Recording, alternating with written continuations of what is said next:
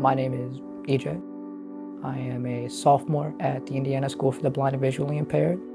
EJ uses a smartphone. After I graduate, I plan on going to college, and I have a goal to design video games for visually impaired people because I want to make sure that just because you're visually impaired does not mean that you can't. I have trouble seeing things from a distance. My depth perception isn't really as good as most. My left eye, I only see the light. I have a light perception and that's it out of my left eye. And what little vision I do have is blurry most of the time. Like if you can tell, my eye is shaking a lot because I don't know what to focus on. I can't focus on anything. And then in my right eye, I have tunnel vision. EJ looks at a smartphone. So with video games, the main challenge I have, seeing the small details, seeing something or someone from afar, or certain like color settings or the brightness and all that, I'll have to go through and adjust it to what I need.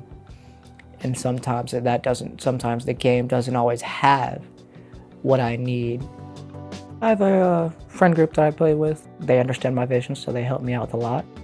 EJ walks on a path with his mom. With my vision, I've learned to adapt to a lot. I use my environment.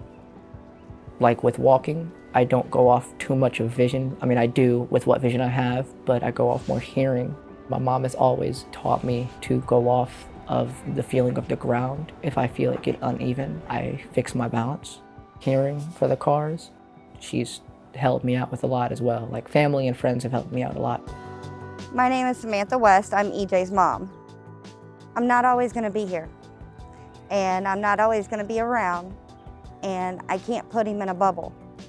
No matter how old he is, I can't treat him differently than everybody else. He is a strong young man, and I'm proud of him. Everything he's been through, he doesn't give up. I couldn't ask for a better kid. I can't wait to see where he's going to go. I've learned that the best thing to do is, instead of sitting and waiting for somebody to realize, oh, maybe he can't see this, that's why he's struggling. I've learned to always speak up, or if somebody else that has a visual impairment, I've learned to speak up for them. Don't let somebody tell you who you're going to be. You decide that on your own. The best to do is to push away those thoughts, block out all the negative energy, focus on getting better, strive to succeed. If you don't believe it, you can watch my progress and see how far I go, but I'm going to prove a lot of people wrong. Just because I'm visually impaired does not mean that I can't code games or do something for other people. It'll be a challenge, it'll be hard, but someone like me strive to get better and prove. Just because we're visually impaired does not mean we can't do what you do. Indiana School for the Blind and Visually Impaired. Indiana Blind Children's Foundation. Funding for the Nothing About Us Without Us campaign provided by Arthur Dean Family Foundation.